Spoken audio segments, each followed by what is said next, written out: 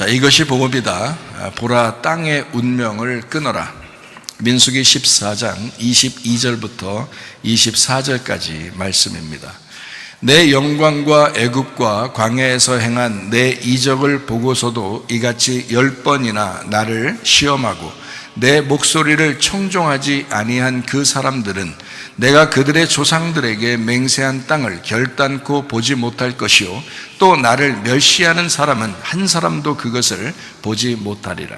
그러나 내 종 갈렙은 그 마음이 그들과 달라서 나를 온전히 따랐은즉 그가 갔던 땅으로 내가 그를 인도하여 드리리니 그의 자손이 그 땅을 차지하리라. 아멘.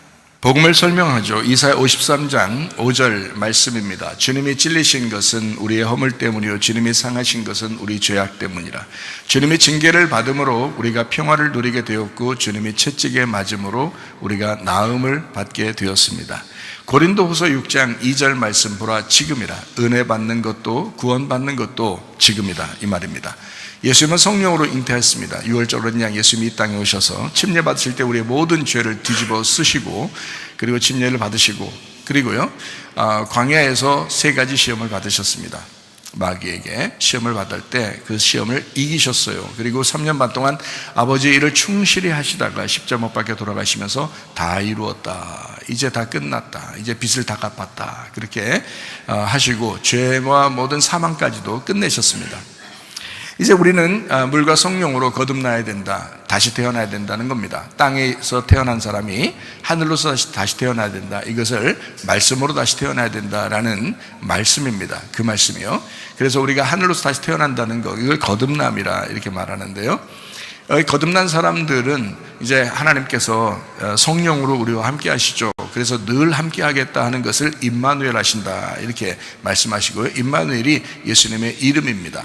예수님의 이름 자체는 예수라는 단어가 원래 구원자라는 단어고요, 회복자라는 단어고 치료자라는 단어입니다. 그러니까 예수 이름 붙들고 여러분이 기도하시면 우리 주님께서도 꼼짝 못 하셔요. 왜냐하면 예수 이름이 그런 이름이기 때문에 그렇습니다. 그래서 우리가 예수님의 이름으로 기도합니다 하고 예수님을 찬양하고 예수님 안에서 기도하고 예배하고 이러는 것입니다. 사도행전 4장 12절 말씀, 다른 이름으로서는 우리에게 구원받을 만한 이름을 주신 적이 없다 그랬고요. 갈라디아서 2장 20절 말씀 보니까 그리스도의 믿음으로 네가 살아가야 된다. 자기 믿음이 아니고 그리스도의 믿음으로 살아가야 변함이 없다는 말이죠.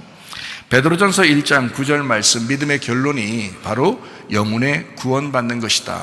이것이 굉장히 중요한 내용이죠. 그래서 이걸 잘 알고 여러분이 영혼의 구원에 대한 것이 어떤 것이냐, 어떻게 해야 영혼의 구원이 있는 것이냐라는 것을 제대로 알고 있어야 신앙생활을 제대로 하는 거고요, 교회생활도 제대로 할 수 있습니다. 주님 만날 때 어느 날 내가 주님 만나면 되지 하면서 내가 천국 갈 때 그때 보자, 내가 천국 갈지 지옥 갈지 라고 하는 것은 중요한 문제가 아니에요. 그거는 둘째 문제고요, 지금 여기에서 내가 영혼의 구원을 받았느냐라는 것이 더 중요합니다.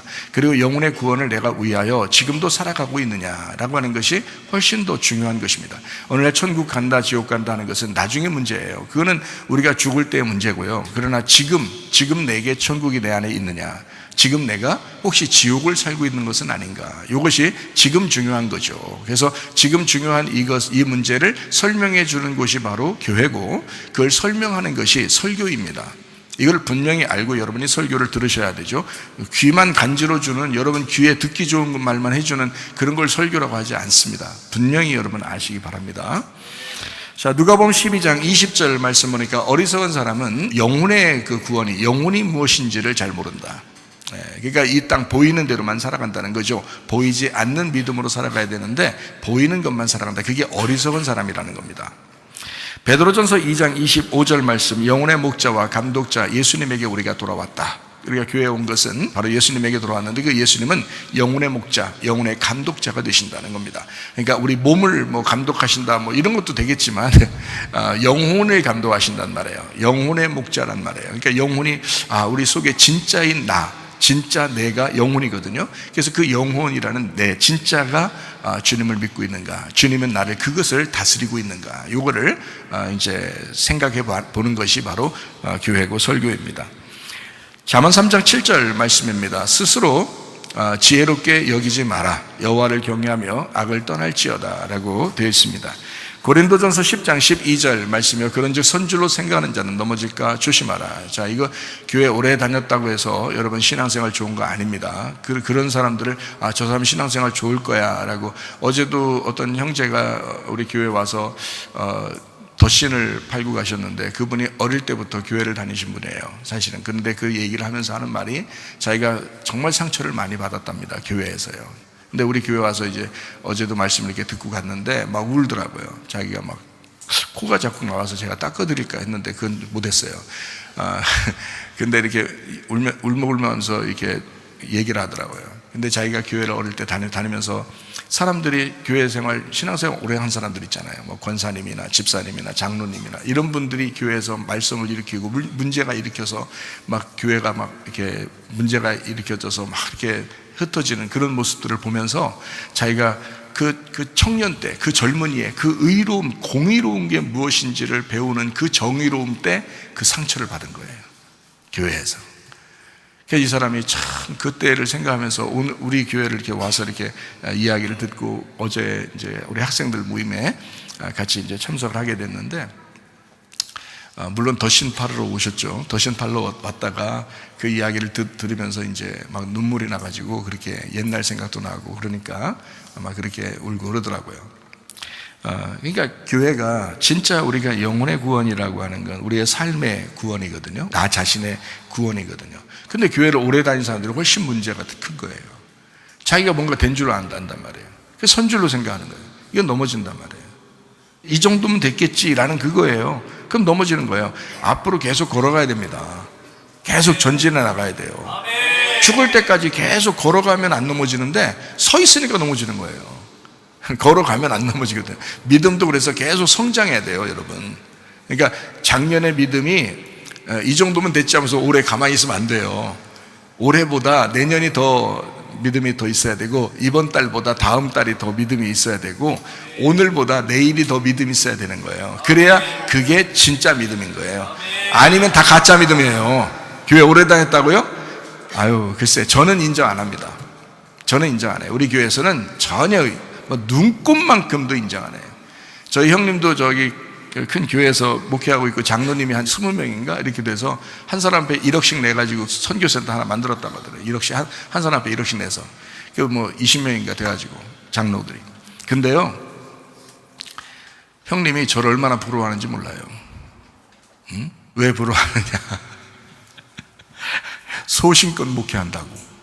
소신껏 목회한다고. 알아요? 네. 교회 오래 다녔다고 자랑할 거 하나도 없어요. 우리 교회에 만약에 조금만 교만한 장로들이 와보세요. 말씀으로 많이 혼납니다. 예. 장로라고 해서 제가 뭐 이렇게 우러러보고 뭐 권사라고 우러러보고 그런 거 한 개도 없어요. 저는 진짜 제 마음속 중심으로 한 개도 그런 거 없습니다. 오히려 그 사람들이 조심스러운 사람들이다. 이 사람들 넘어질 수 있는 사람들이다. 저는 그렇게 생각하거든요. 선줄로 생각하는 자는 넘어질까 조심하라. 겸손해야 됩니다. 한 걸음씩 계속 앞으로 나가셔야 합니다. 서 있으면 넘어지는 거야. 저도 서 있으려고 하지 않아요. 저도 계속 앞으로, 어제보다 오늘보다 내일이 더 내가 믿음이 성장해야지 하는, 더 겸손해야지, 더 주님 앞에 가까이 나가야지 하는 그런 마음으로 사는데요. 저도, 여러분도 마찬가지죠. 그렇게 해야죠. 우리 성경은 머리, 목, 몸, 다리로 이루어졌습니다. 머리는 하나님의 비밀인 그리스도요. 그리스도를 믿고 우리가 구원받은 그리스도가 머리가 되죠. 목인 침례를 받고, 침례나 세례를 받고서 그리스도의 비밀인 교회로 들어옵니다. 교회는 그리스도의 몸이죠. 몸이 돼서 우리가 이제 함께 협력하는 거죠. 그 교회가 이제 두 다리로 움직이는 거예요. 전도와 제자훈련, 예배와 선교, 율법과 은혜, 선악과 나무와 생명나무로 이렇게 하는 거죠. 그래서 요거를 예배와 선교를 통해서, 기도와 말씀을 통해서 이렇게 계속 움직여 나가는 거예요. 전도와 제자훈련을 통해서 계속 움직여 나가는데, 그러면 이제 몸이 건강해지죠. 이렇게 잘 안 하는 사람들은 이제 뭐 혼자 괜히 불평, 불만, 짜증, 뭐 원망, 뭐 혼자 괜히 욕심내고 교만하고 뭐 그렇게 하겠죠. 그런데 그런 사람들도 우리 교회에 오면 회개하셔야 돼요. 무조건 회개하셔야 돼요. 그래서 두 다리로 잘 움직여서 자기 영혼도 건강한 영혼을 만들으셔야 되고요. 우리 교회도 건강한 교회가 되셔야 합니다. 네, 그래서 주님 만날 때 칭찬받는 교회가 돼야지. 주님 만날 때 여러분 심판받으면 좋겠어요? 여러분 이렇게 살다가 심판받으면요 자기만 손해예요. 진짜예요. 저는 뭐 저도 저를 바라보니까 날마다 바라보면서 살아가거든요. 그러니까 자신 있게 얘기할 수 있는 겁니다. 여러분도 자신을 돌아보세요. 돌아보는 게 설교 듣는 태도거든요. 자기를 돌아보는 거예요. 다른 사람 돌아볼 필요 없어요. 다른 사람 돌아보면 저 사람 어떨 것 같아. 저 사람 말씀 오늘 말씀 이 사람 꼭 들어야 되는데 이 말씀 우리 남편 꼭 들어야 돼. 그렇게 하면 안 돼. 그건 잘못 들은 거예요. 자기가 들어야 되는 거예요. 자기한테 말씀하는 거잖아요. 제가 설교할 때는요 나한테 설교하는 거예요. 나한테도 설교하는 거예요. 에이 설마 아니에요. 진짜 나한테도 설교하는 거거든요. 여러분한테도 설교하는 거지만 저한테도 설교하는 거예요. 그렇게 말씀을 듣고 사는데 저도요.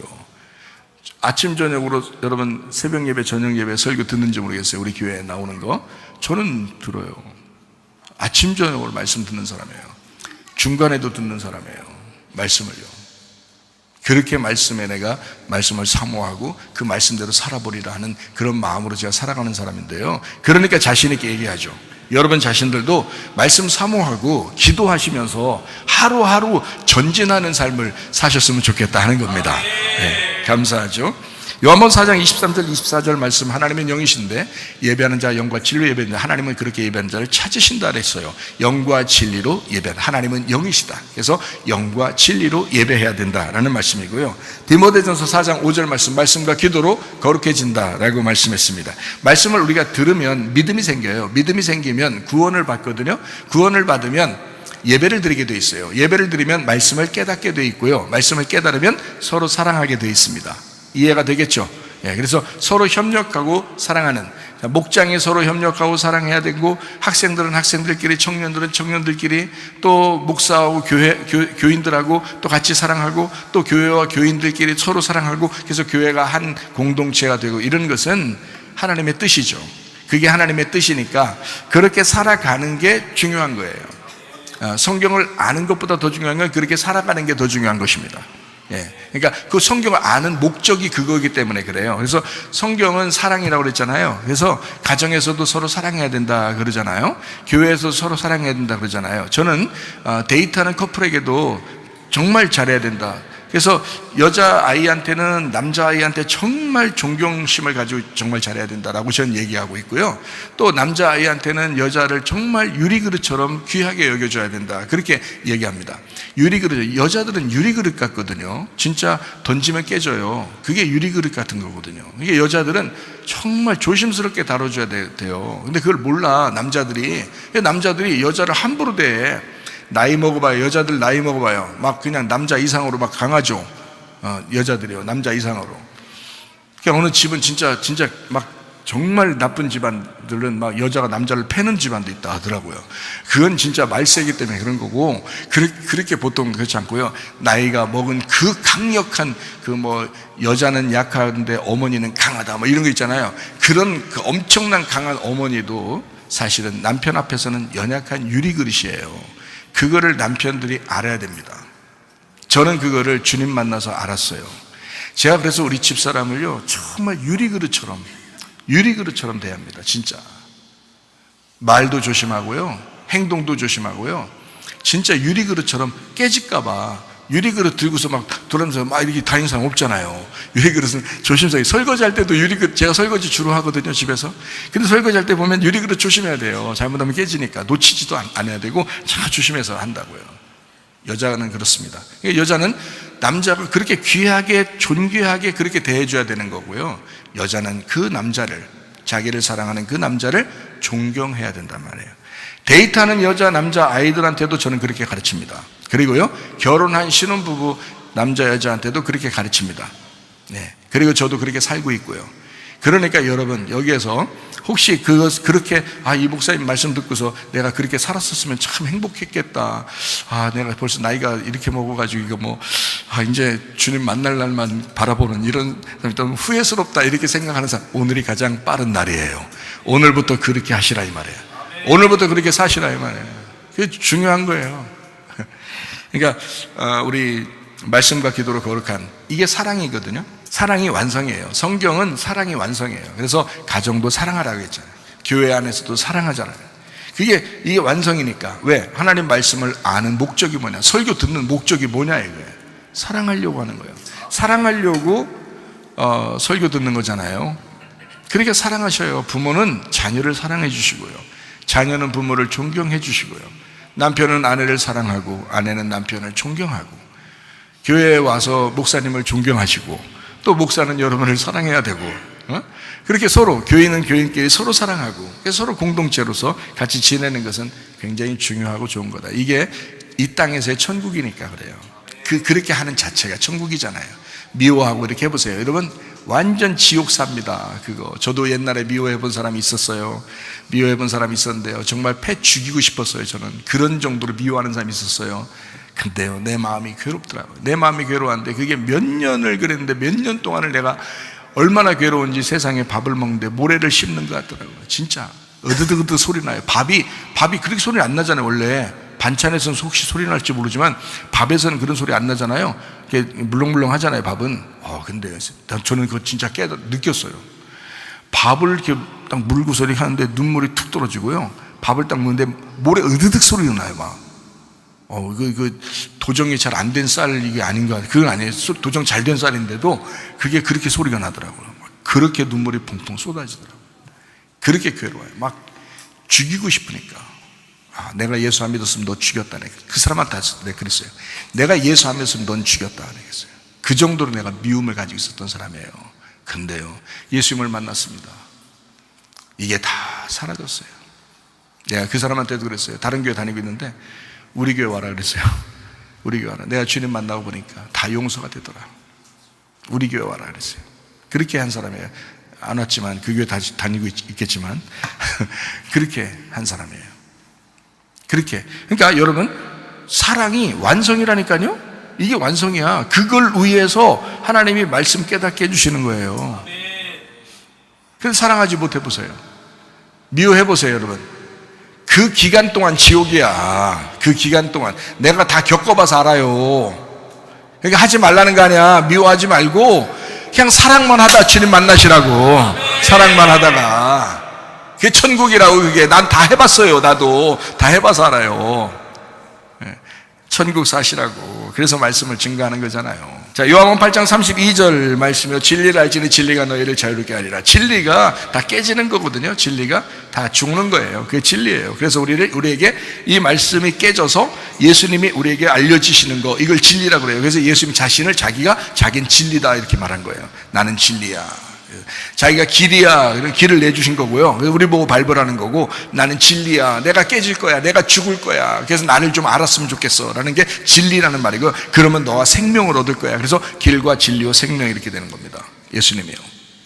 그래서 저는 그 생명을 깨달았어요. 그 생명을 만났다고요. 그러니까 여러분에게 진리가 무엇인지를 가르쳐 주는 거예요. 여러분, 자신을 부인해야 돼요. 자기의 십자가를 지고 주님 따라가야 돼요. 그게 진리를 따라가는 겁니다. 그게요. 저는 그걸 분명히 아는 사람이란 말이에요. 그러니까 분명히 알아놓고 그 진리를 얘기하지 않는다? 그건 내가 거짓말장이지. 그건 내가 거짓 선지자가 되는 거죠. 괜히 사람들 눈치나 보고 그렇게 살아가는 사람이 되는 거죠. 그럴 수 없습니다. 저는요, 진리를 말할 수밖에 없어요. 자기를 부인하고 자기 십자가를 지고 주님을 따라가는 거, 그 사람들만 주님의 제자고 그 사람들만 천국에 갑니다.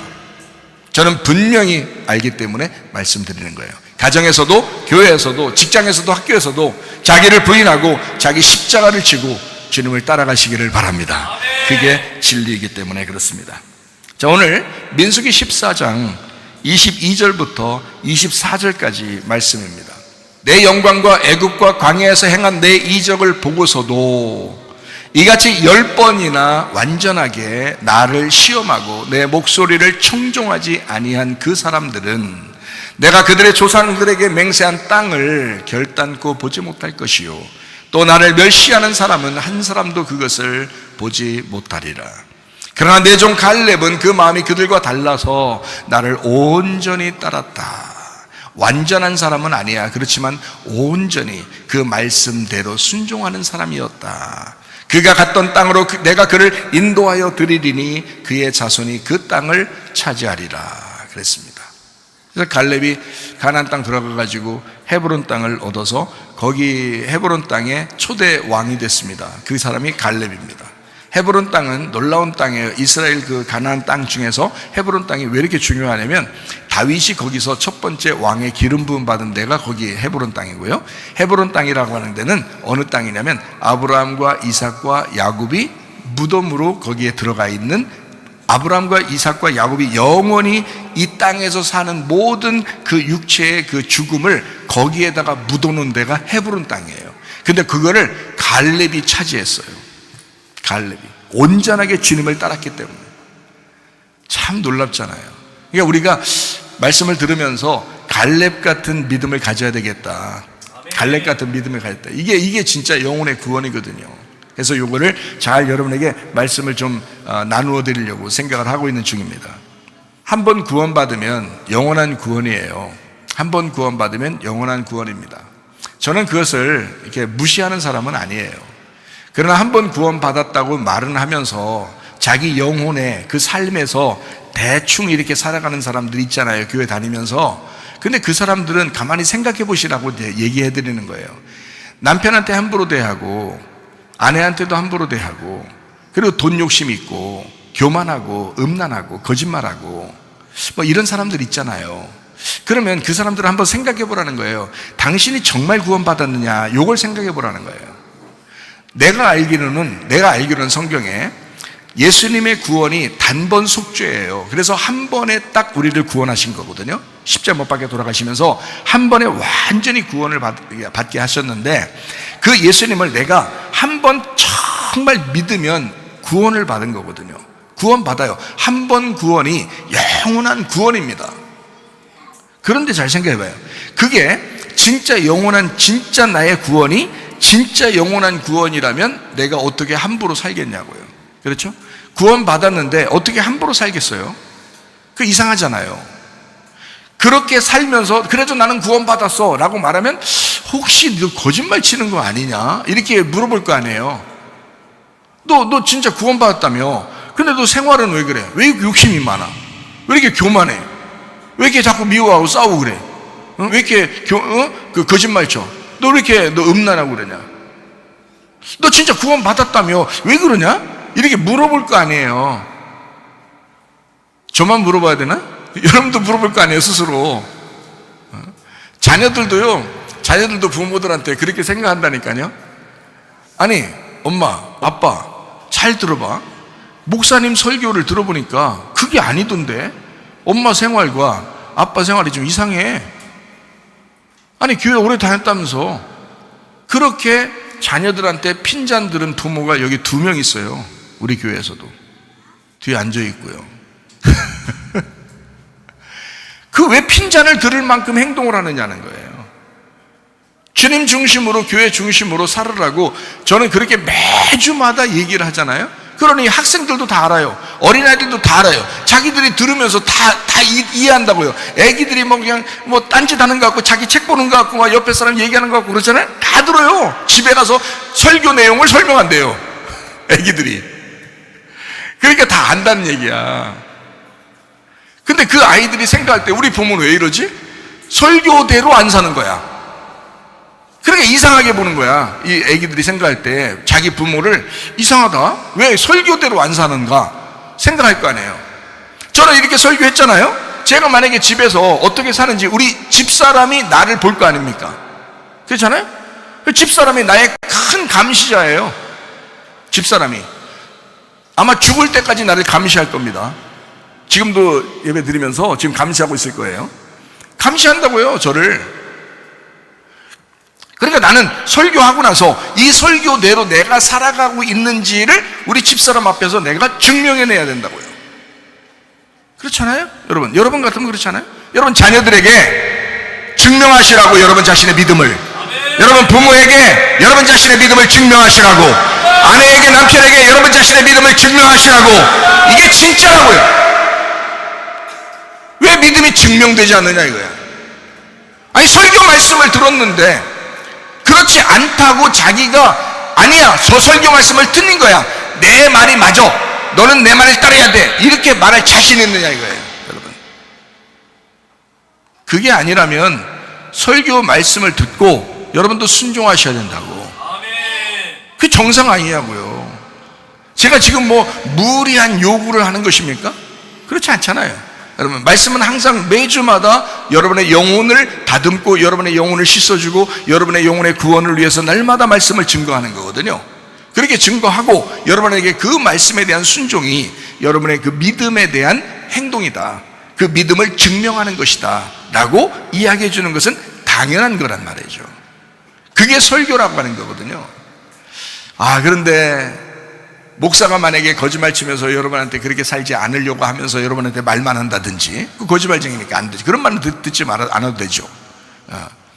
그러나 목사도 그렇게 살려고 묻어내릴 수 없고 울면서 눈물을 흘리면서 기도하고, 목사도 그렇게 살려고 여러분에게도 말씀을 증거하면서 그렇게 살아줬으면 하고 그렇게 기대하는 것은 당연한 거 아니겠어요? 하나님도 너희들이 이런 설교를 들었으니까 너희들이 그렇게 살아줬으면 하는 그런 마음을 하나님도 가지실 거란 말이죠. 당연한 거죠. 그런데 사람들이 한 번 구원을 영원한 구원으로 살지 않더라는 겁니다.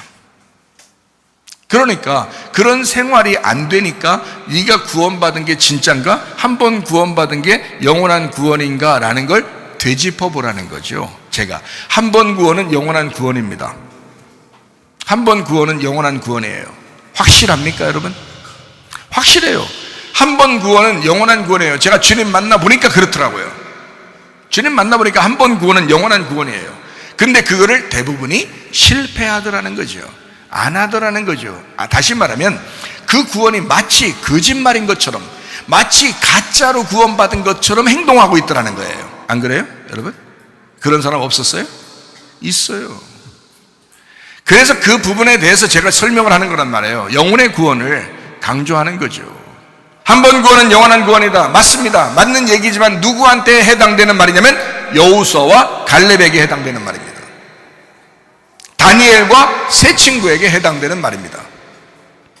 한 번 구원받으면 영원한 구원이다 라고 하는 것은 다니엘과 세 친구, 그리고 여호수아와 갈렙에게 해당되는 거죠. 나머지는요, 광야에서 멸망당했잖아요. 그건 한 번 구원이 영원한 구원이 아니었죠. 그 사람들한테는. 그 사람들은 광야에서 멸망받았다고. 왜? 그 사람들의 구원은 그냥 하나님이 일방적으로 데리고 나온 구원이었어요. 자기들이 주님을 선택하지 않았다고요. 하나님은 정말 사랑하니까 자기 백성을 다 일방적으로 사랑해서 은혜로 구원을 베풀었는데, 문제는 그 사람들이 하나님을 선택하지 않았다는 거예요. 한마디로 말하면 결혼식 이런 거가 똑같아요. 남편은, 신랑은 신부에게 나는 영원히 사랑하겠습니다 라고 고백했는데 신부가 고백을 안 하는 거예요. 결혼식장에서. 그러면 결혼이 성립된다겠어요? 성립 안 된다겠어요? 성립 안 된다고 했잖아요. 그 결혼이 성립되려면 신부가 신랑에게도 예 맞습니다, 저도 당신을 영원히 사랑하겠습니다 라고 고백을 해야, 그래야 결혼이 합당히 여겨지는 거거든요. 하나님은 우리를 일방적으로 사랑했습니다. 6월절 어린 양 예수의 피로 이스라엘 백성들을 애굽에서 건져서 홍해바다를 건너게 하고 기적적으로 광야에 오게 해서 광야에서도 엄청난 기적들을 다 베풀어 주셨습니다. 하나님의 사랑으로요. 일방적으로 은혜를 베푸신 겁니다. 그런데 문제는 이스라엘 백성들이 10번이나 하나님을 거역했다. 10번이라고 하는 건 완전 숫자예요. 손가락도 10개고 발가락도 10개잖아요.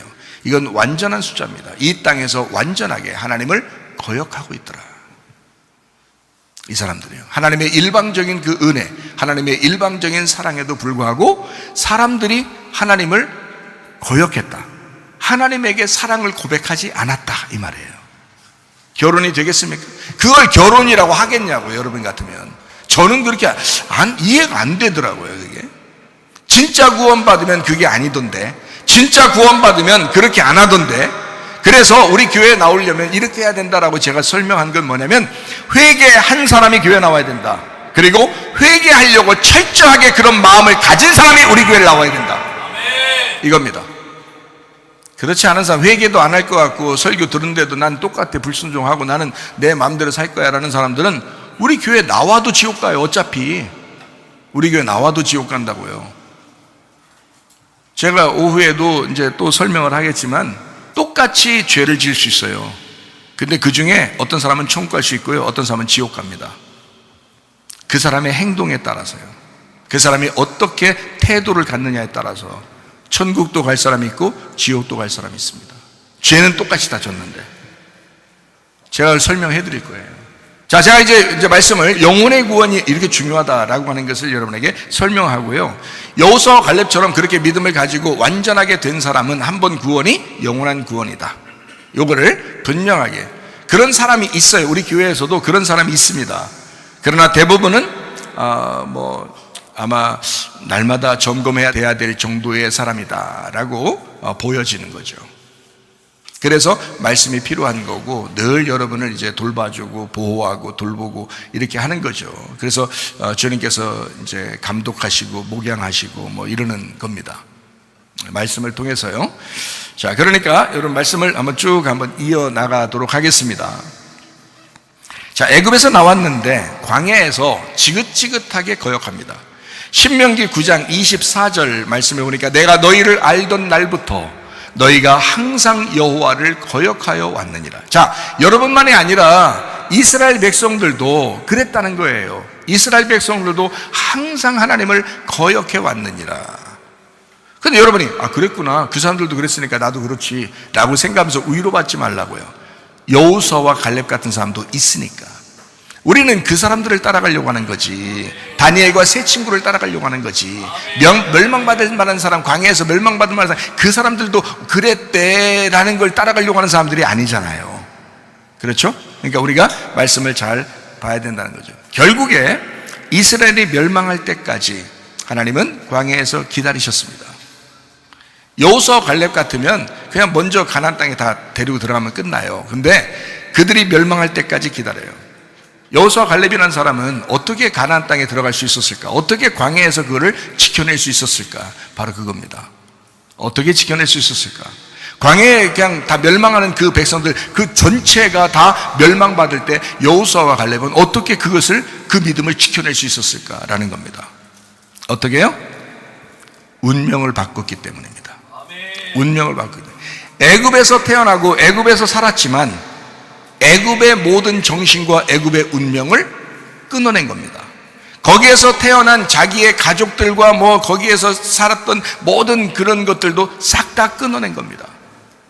여호수아 갈렙이 둘이 가나안 땅에 들어갈 때, 그때는 광야에서 함께 나왔던 사람들은 다 죽었어요. 광야에서 태어난 사람들부터 시작해서 40세까지가 간 겁니다. 광야에서 태어난 사람부터 간 거예요. 여호수아 갈렙 이 두 사람하고 광야에 태어난 사람하고 이렇게 갔잖아요. 그러면 여호수아 갈렙이 애굽에서 나올 때는 같이 나왔던 사람은 다 죽었어요. 그죠? 그러면 거기에는 여호수아와 갈렙의 가족들도 없었을까? 있었어요. 여호수아와 갈렙의 가족들도 같이 나왔어요. 이해가 됩니까? 그런데 그 사람들도 여호수아와 갈렙을 따르지 않았다는 겁니다. 여호수아와 갈렙은 그 가족의 생각대로 의견을 물어보거나 그 사람들을 따라가지 않았다는 겁니다. 이 사람들은 오로지 말씀을 따라 모세를 따라 나온 사람들이에요. 이 여호수아와 갈렙, 이 두 사람만. 희한하죠. 가족을 미워하라는 뜻이 아닙니다. 여러분, 이건 운명에 대한 문제입니다. 운명에 대한 문제. 여호수아와 갈렙은 이런 땅의 운명을 끊어낸 대표적인 사람이었습니다. 그래서 이 사람들은 40년, 아니 400년이 지나도 이 사람들은 변하지 않을 사람들이었다. 그게 진짜 믿음이죠. 그게 교회가 바라는 진짜 믿음 아니겠습니까? 여러분이 바라는 진짜 믿음이 그런 거잖아요. 그런데 이 세상에 엉뚱한 믿음들을 가지고 사는 사람들도 있더라는 거예요. 안 된다. 안 된다. 3, 4대 저주가 그대로 내려오는 것은 전 세계적으로 일반적입니다. 똑같아요. 자기의 단점들 모두 위에서 내려온 것들입니다.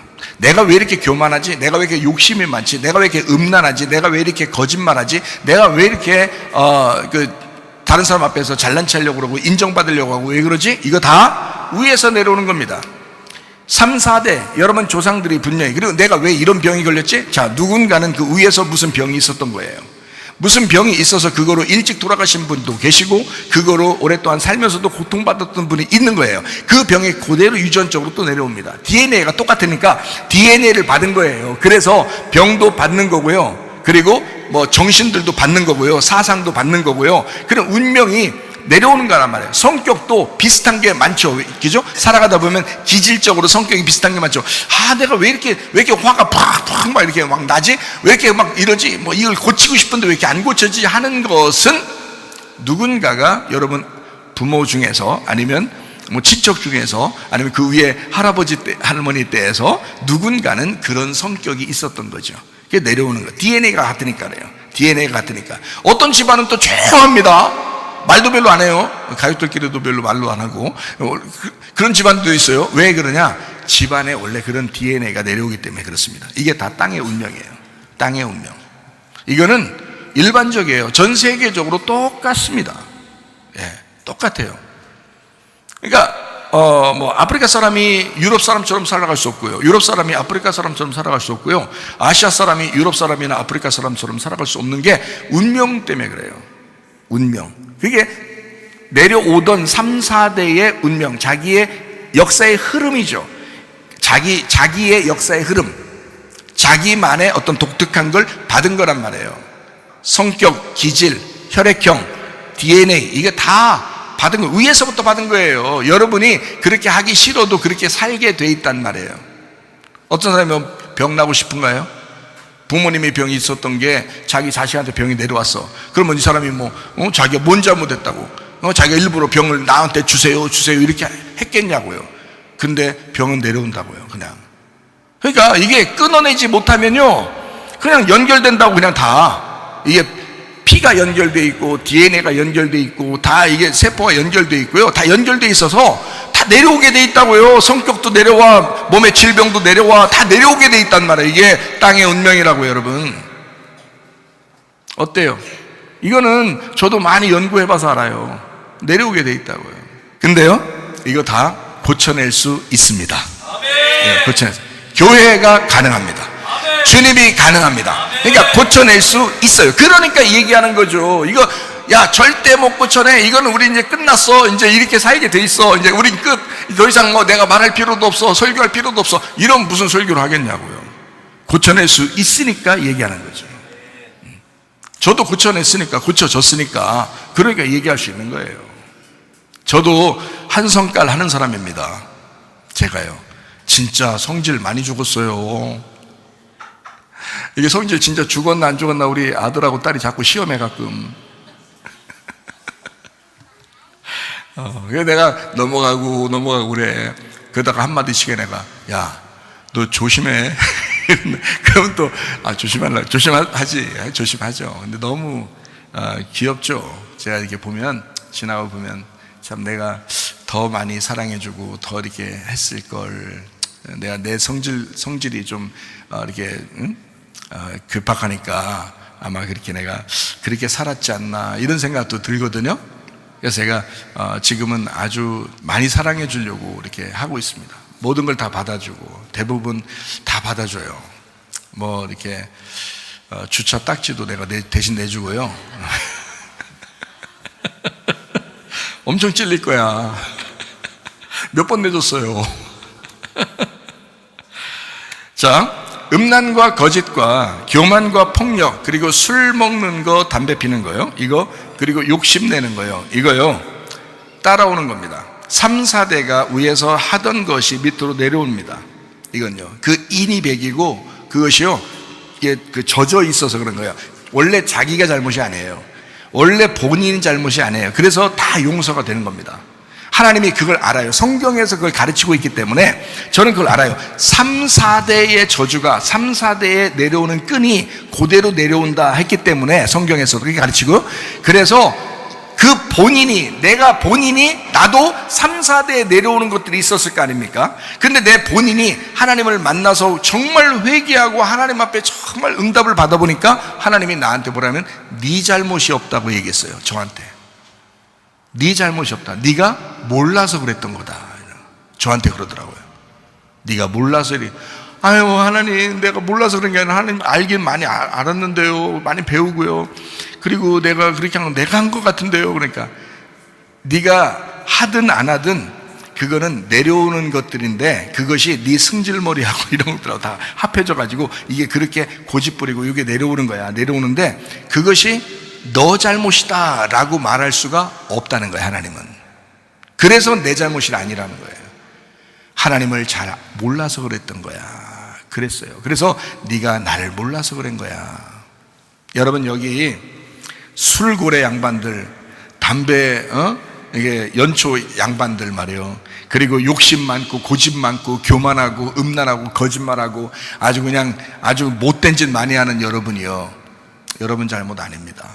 그렇다고 위로받지 마세요. 너무 위로받지 마세요. 여기에 그렇구나, 내 잘못만은 아니구나, 위에서부터 뭔가가 내려온 게 있었구나, 뭔가 내려오는 게 있었구나, 그거를 나한테 타고 내려온 거예요. 나한테 타고 내려온 거를 요거를 해결해야지. 그렇죠? 요거를 해결해야지. 그러니까 요거 해결하는 방법들도 설명해 주려고 하는 거잖아요. 자, 그것만 있나요? 사람이 게으르죠.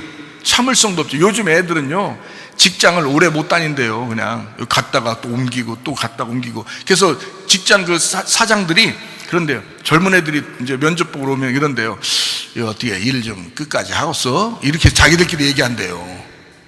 이거 일 끝까지 하겠어? 이거 또 금방 그만두는 거 아니야? 이게 왜? 참을성이 없어요. 요즘 애들은 참을성이 없어요.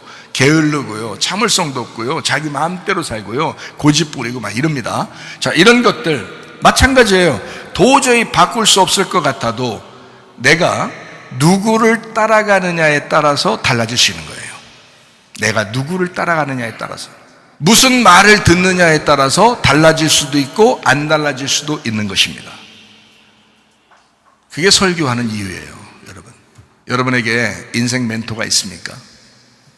저는 우리 교회 우리 아들하고 우리 사위가 저한테 인생 멘토라고 그러거든요. 자기들의 인생 멘토다. 우리 청년들이, 우리 학생들이 저한테 인생 멘토라고 그래요. 아버지 같고. 이제 학생들 같은 경우는 어리니까 이제 할아버지 같고 그러지. 나한테 할아버지 같다 이렇게 하겠지. 근데 이 젊은 아이들도 나한테 인생 멘토라고 생각하고 이제 물어보고 상담하고 얘기하고 말씀을 듣고 그대로 행동하려고 한단 말이에요. 인생 멘토가 여러분에게 있느냐 하는 것입니다. 여러분에게는 여러분을 가르칠 만한 인생 멘토가 있느냐.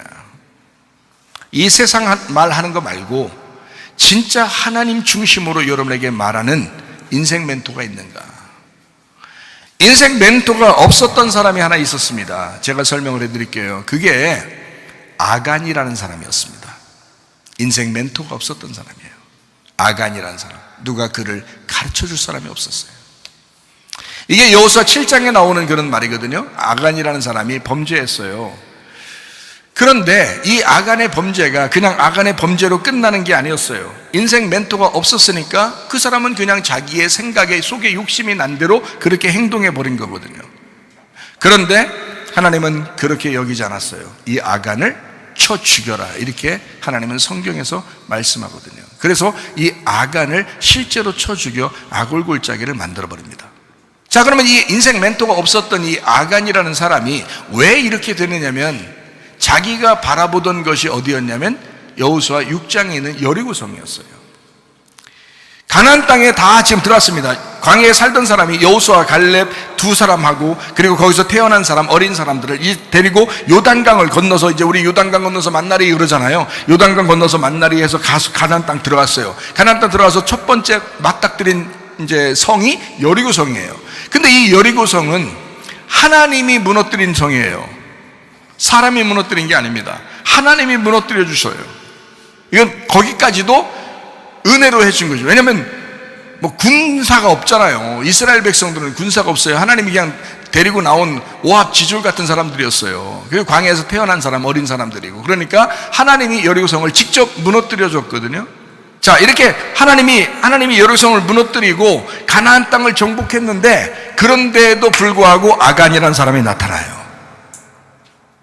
그러면 여러분이 생각할 때는, 자, 애굽에서도 아니고 광야에서도 아니고 가나안 땅까지 들어가서 아간이 나타나. 그리고 하나님은 아간을 죽여버렸어.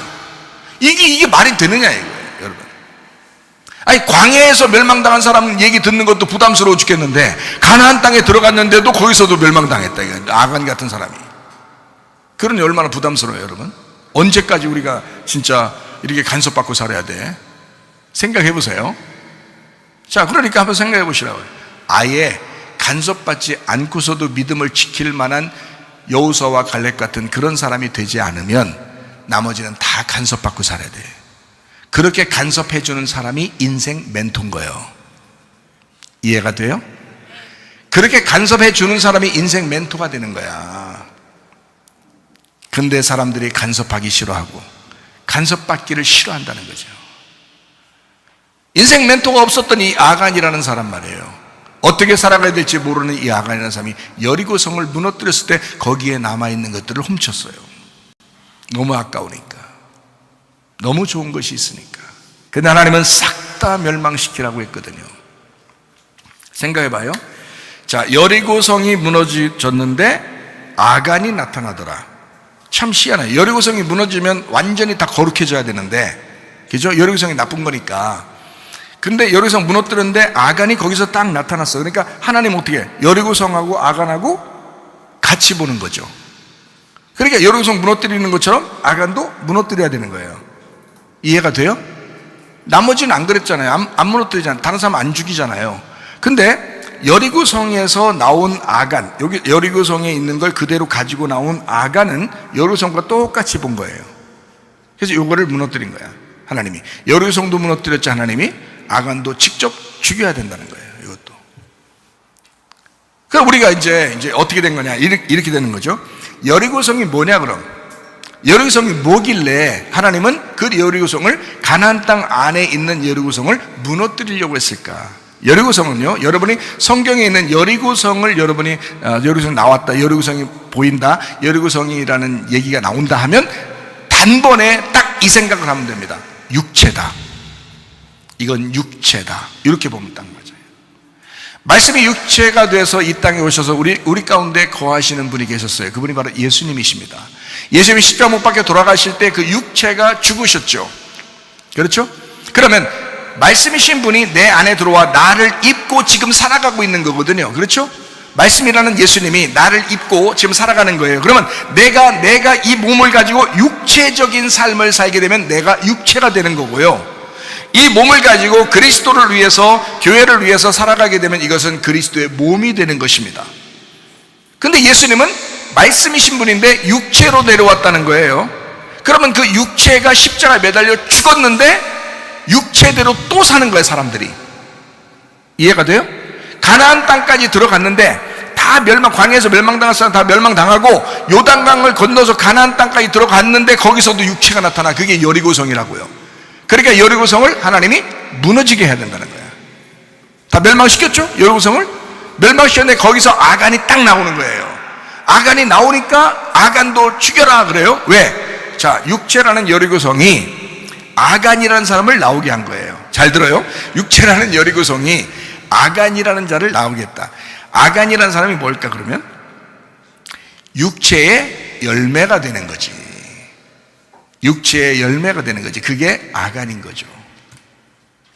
자, 그러면 여러분이 육체로 살게 되면 여러분 속에서 육체에 뭐가 나올까요? 열매가 나온다 이 말이에요. 그럼 그것도 죽여야 될까 안 죽여야 될까?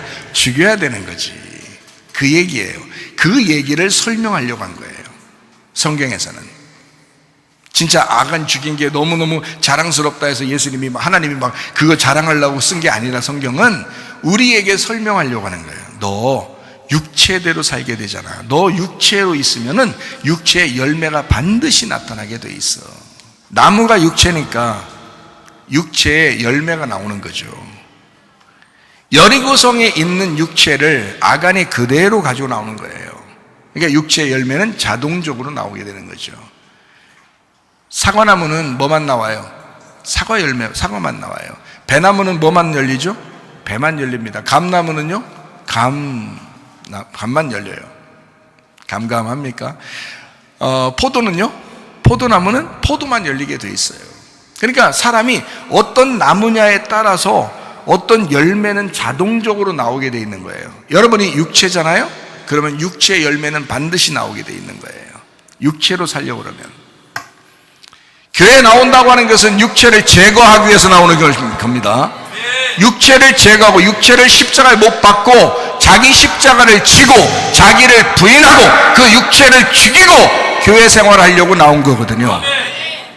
그러니까 교회 생활만 제대로 하면 가정 생활이 아름다워지죠. 왜냐하면 육체를 제거하니까. 가정에서도 육체를 제거한 생활을 하게 되잖아요. 학교에서도 그렇죠, 직장에서도 그렇죠, 교회에서도 그렇죠. 그러니까 이 사람 자체가 바뀌는 거잖아요. 예. 열매 하나 안 했다고 그런 중요한 게 아니고 나무가 바뀌어버린다 이 말이에요. 그 나무가 바뀌어버린다. 그게 중요한 거다. 그러면은 운명 끊어진 겁니다. 그게 운명 끊는 방법이에요. 그래서 운명을 진짜 끊으려면요, 교회가 적절합니다. 운명 끊어내는 장소는 교회가 가장 적절한 장소예요. 여러분, 땅의 운명은 그대로 내려오게 돼 있어요. 아무리 자기가 막 자기 힘대로 막 살아보려고 해도요, 병 하나 털커니 걸리면요, 그냥 끝나, 그 사람 인생. 여러분, 그게 내려오는 운명이야. 그리고 내려오는 집안의 내력들이 있어요.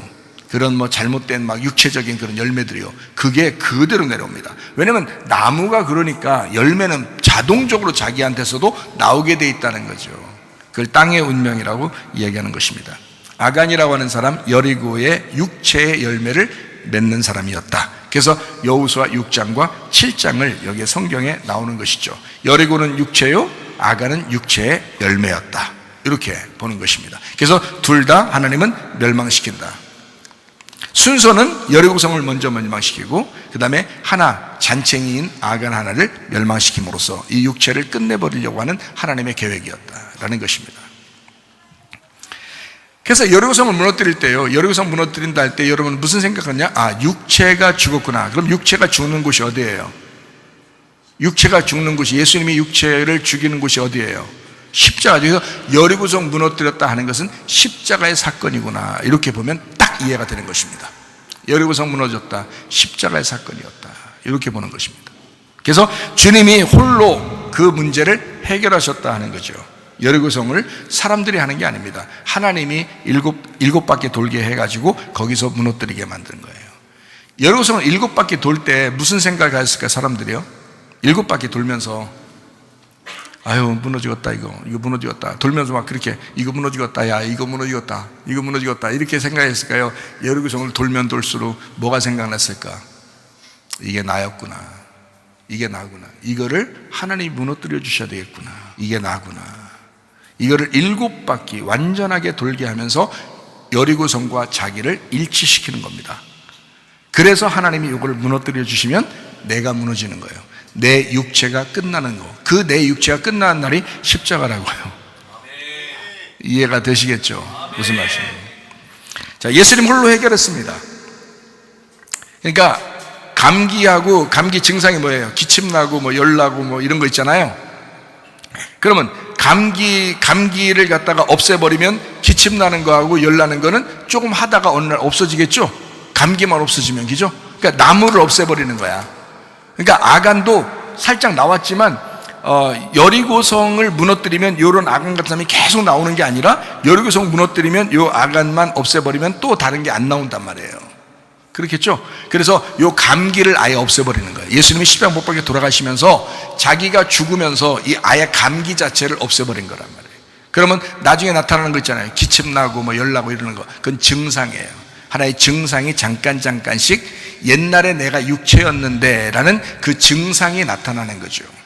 그럼 그 증상만 없애면 되죠. 그래서 기침약 먹고요, 다짜고짜 먹는 거예요, 감기약을. 그래서 그거 먹고요, 그리고 또 다른 열나면 또 열나는 거 두통약 먹고요, 이렇게 하잖아요. 그렇게 증상만 없애면 되는 거예요. 감기 자체를 없어지게 하면요, 이 증상만 없애면 되거든요. 근데 증상을 없애도 안 없어지면 감기가 남아있어요. 감기를 없애버려야 되거든요. 근데 예수님은 십자가 못 박혀 돌아가시면서 우리의 모든 죄를 끝내셨단 말이에요. 우리가 지금 행동하는 것들은 우리가 스스로 나타내는 범죄란 말입니다. 죄는 사라졌는데 우리가 스스로 그 열매를, 자꾸 내가 육체였던 사실을 잊어버리고 자꾸 육체의 삶을 살고 있단 말이에요. 내가 육체였으니까 예수님이 죽으셨을 때 끝났지 해야 되는데 이게 도무지 자기 자신이 자꾸 육체의 삶을 살아간단 말이에요. 육체 행동을 해버린다고. 이게 그걸 범죄라 그러는 겁니다. 범죄. 그러니까 원죄와 자범죄도 있죠. 그래서 원죄는 끝났는데 자범죄로 자꾸 범한단 말이에요. 자기가 스스로 육체의 삶을 살아간단 말이에요. 그러니까 네가 진짜 이 원죄를 끝내신 예수님을 믿느냐 하는 것을 확인해봐라. 네가 자꾸 이런 범죄가 나타나는 거 보니까, 이런 증상이 나타나는 거 보니까 너 기침이 왜 이렇게 안 떨어지냐, 너 왜 열나는 게 안 떨어지냐, 혹시 감기 걸린 게 아닌가 이러는 거예요. 너 혹시 진짜 구원 못 받았는데 구원 받은 줄로 생각하는 거 아니냐, 이런 거죠. 제가 무슨 말 하는지 이해가 되시나요? 이겁니다. 그래서 제가 여러분에게 오늘 영혼의 구원에 대한 이야기를 자세히 지금 설명해 주고 있는 겁니다. 예수님 말씀이 육체를 입고 왔어요. 그게 요한복음 1장 14절에 나타나는 말씀입니다. 말씀이 육신이 되어 우리 가운데 거하시매 우리가 그의 영광을 보니 아버지의 독생자의 영광이요 은혜와 진리가 충만하더라. 그래서 그 육신이 죽은 겁니다. 십자가 못 박혀 돌아가실 때는 육신이 죽은 거예요. 철저하게 여러분 잘 생각해요. 육신이 죽은 거예요. 말씀이 죽은 게 아닙니다. 이해하죠? 말씀은 예수님의, 하나님의 영혼인 거고요, 하나님의 영혼이 예수님인 거예요. 예수님 자체는 말씀인 거죠. 이해가 돼요? 그런데 그분이 육체를 입고 왔단 말이에요. 그래서 십자가 못 박혀 죽으실 때는 그 육체가 죽은 거라고요. 결국 나에게 적용될 때는 누가 죽었어야 되는 거예요? 내가 죽었어야 되는 것이라 이 말이에요. 그래야 그걸 구원이라 그런다고요. 근데 지금 교회 다니는 사람들 중에서 자기가 죽은 사람 있나요?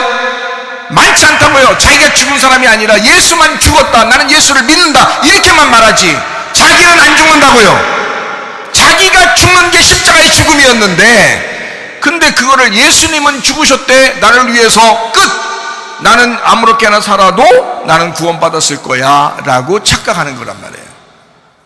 내가 죽었어야 되는 거거든요. 내가 육체잖아요. 예수님은 나를 입고 오셔서 나 때문에 죽으신 거잖아요. 그러니 내가 죽었어야 정상이죠. 예수님의 죽으심은 예수님을 구원한 거지만 나의 죽음은 나의 구원이란 말이에요. 예수님의 죽으심은 예수님을 구원하는 거고, 내가 죽는 것은 내가 구원받는 것이라 이 말이에요. 개인적으로. 이해가 돼요? 자, 예수님이 우리를 사랑하신 것은 하나님의 구원이지만, 우리에게 오시는 구원이지만, 내가 그 구원을 선택하는 것은 나의 구원으로 들어온다고요. 내가 하나님을 사랑합니다, 내가 주님을 개인적으로 사랑합니다 할 때 그 사랑이 내게 들어오는 거죠. 이해가 돼요? 신랑이 우리를 사랑한다고 아무리 하는 것은 그건 하나님의 구원이죠. 근데 신부가 신랑을 내가 사랑합니다 할 때는 그게 그 신랑의 사랑이 자기에게 들어오는 거죠. 이해가 되죠? 그래야 서로 하나가 된 거지. 그걸 진짜 구원이라 그래. 진짜 구원은 신랑에게서 나오는 게 아니라 신부에게서 나오는 겁니다. 다시 말하면 예수가 십자가 못 박혀 돌아가신 것이 진짜 진짜 구원이에요. 내가 또 얘기하는 걸 강조하려고 설명한 걸 또 그것도 오해하지 마세요. 진짜 구원인데 더 진짜 구원은 내가 구원받아야 되는 거야. 그 예수의 십자가가 내게 들어와야 된다는 거지. 그게 진짜 더 진짜 구원인 거지. 나한테서는, 나에게서는 그게 더 진짜 구원이잖아요. 예수님의 구원하고 나하고 무슨 상관이 있어? 그렇게 따지면 예수님만 구원받고 나는 구원 없으면 그게 무슨, 만약에 우리가 살다가 지옥 가면 그 사람한테 무슨 하나님의 구원이 뭐 엄청난 거였습니까? 아무것도 아니었어. 근데 내가 진짜 천국 가고 내가 천국에 가서 하나님 나라에 간다고 생각한다면 예수님의 구원은 엄청난 거죠. 근데 그것이 내게 들어와서 내가 진짜 구원받을 때 이게 엄청나게 되는 거죠. 진짜 구원이. 십자가에 죽으신 것은 나라는 육체가 죽은 사람만 교회가 되게 하려고 주님이 십자가에 죽으시는 거거든요. 그래서 교회를 만든 겁니다. 예수님의 십자가를 통해서 교회라고 하는 것을 형성하게 된 거예요. 예수님 십자가 못 박혀 돌아가시지 않았으면, 또 부활하지 않았으면 교회가 안 만들어지죠. 그 전까지는 교회가 아니었으니까. 예수님의 죽으심과 부활을 통해서 교회가 이루어졌다. 자, 이제 우리는 구원받아서 살아갑니다. 구원받아 살아가면 이제 어떻게 해야 돼? 면역성을 키워야 돼요. 마귀에게 속지 않고 면역성을 키우면서 살아가면 되는 것입니다. 평상시에 뭐 비타민도 좀 드시고 이렇게 하는 것은 다 면역성 키우기 위해서 그러잖아요. 그래요. 건강하게 되면 그 건강한 한 사람은 건강할 때 건강을 지켜야 된다. 구원받았다면 그 구원받은 사람으로서 면역성을 키우면서 살아가면 되는 것이다. 감기 증상이 나타났어요. 그러면 없애야 되는 거죠. 그 감기 증상이 딱 나타났어. 이 증상이 나에게서 나타나는 거 보니까 내 속에 감기가 있는가 보네. 어떻게 알 수 있어요? 갈라디아서 5장 19절부터 21절입니다. 육체의 일은 분명하니 곧 음행과 더러운 것과 호색과 우상 숭배와 주술과 원수 맺는 것과 분쟁과 시기와 분냄과 당짓는 것과 분열함과 이단과 투기와 술 취함과 방탕함과 또 그와 같은 것들이라. 전에 너희에게 경계한 것 같이 경계하는 이런 일을 하는 자들은 하나님의 나라를 유업으로 받지 못할 것이오. 자, 여기 육체의 열매가 딱 나타나는 거 보니까 어때요? 이 육체의 열매가 여러분 속에서 나타나면 뭐가 걸린 거야? 감기가 걸린 거다. 여러분 속에서 이런 육체의 열매가 나타나는 거 보니 이런 육체의 나무가 내 속에 있구나라는 것이 증명된 거죠. 이해가 되겠습니까? 이런 증상이, 감기의 증상을 보니까 감기가 걸린 거구나. 육체의 열매가 나타나는 거 보니까 네 속에 육체의 나무가 있구나라는 거죠. 나무가 있는 대로 그 열매는 나오게 되어 있는 거니까. 이해가 되죠? 그래서 여기에 있는 거 갈라디아서 5장 19절부터 21절까지 나타나는 그 육체의 열매, 이대로 뭔가 하나라도 나타나는 게 있다면 하나님 앞에 회개하셔야 합니다. 아멘. 여러분 자신을 죽이셔야 합니다. 그래야 나무가 사라지는 거죠. 이미 나무는 사라졌는데, 감기는 사라졌는데 그 증상이 나타나고 있다는 거라면 그 증상을 없애버려야 된다. 여리고성은 이미 무너졌는데 그 여리고성 때문에 아간이 나타났다면 아간을 죽여야 된다, 이 말이죠. 이해가 되시겠어요? 자, 그래서 뭘로 그러면 우리가 이겨낼 수 있을까? 육체의 열매는 반드시 있을 수 있는데 이것을 뭘로 이겨낼 수 있을까요? 성령의 열매입니다. 성령의 열매. 그래서 갈라디아서 5장 22절 23절 이어서 나오는 말이죠. 오직 성령의 열매는 사랑과 희락과 화평과 오래 참음과 자비와 양선과 충성과 온유와 절제미 이 같은 것을 금지할 법이 없느니라. 우리가 사는 것은 면역성을 키우는 것뿐만이 아니라 성령의 열매로 육체의 열매를 대체시켜야 되는 거죠. 육체의 열매가 여러분 속에서 나타나기 시작하면 바로 성령의 열매를 이걸 대체하면 이 증상은 떠나가게 돼 있죠. 이해가 되시겠습니까? 그러니까 감기 나무가 없어졌는데도 감기 증상이 나타난다? 문제가 생긴 겁니다. 영혼의 구원에 문제가 생긴 것입니다. 그러므로 영혼 구원이라고 하는 것은 뭐냐? 결론을 맺습니다. 영혼 구원이라고 하는 것은 날마다 죽는 것입니다. 그게 영혼의 구원입니다. 영혼 구원이라고 하는 것은 예수 십자가로 단번에 완성되었다 하는 것을 믿고 하늘의 뜻이 이루어졌다는 것을 인정하는 것입니다. 그게 영혼의 구원입니다. 영혼의 구원은 성령님과 교회가 완성해야 진짜 완전한 구원이기 때문에 영혼의 구원은 이 땅에서 이루어져야 합니다. 하늘의 뜻이 이 땅에 이루어져야 된다. 이게 마태복음 6장 10절의 말씀입니다. 나라가 임하시오며 뜻이 하늘에서 이루어진 것 같이 땅에서도 이루어지다. 다시 말하면 영혼의 구원이라는 건 뭐냐? 예수님이 완성한 것이 나에게, 이 땅에 나에게서 이루어져야 된다는 겁니다. 그게 완성인 거예요. 그게 진짜 영혼의 구원이에요. 그러니까 제가 얘기하잖아요. 신랑이 아무리 사랑한다고 고백해도 그거로 완성되는 건 아니라는 겁니다. 신부가 그 신랑을 받아들이고 그 신부가 신랑을 사랑한다고 할 때 연결이 된다는 거죠. 예수님이 아무리 십자가 못 박혀 돌아가시면서 우리를 구원한다 해도 내가 십자가 못 박혀 죽고 내가 구원받지 못하면 아무 소용이 없다는 거야. 예수 그리스도가 하늘의 뜻을 이루셨다면 내가 이 땅에서 하나님의 뜻을 이 땅에서 이루어야 된다는 거죠. 다시 말하면 여러분, 이 땅에서 하나님의 뜻이 이루어지려면 여러분 가정에서 이루셔야 합니다.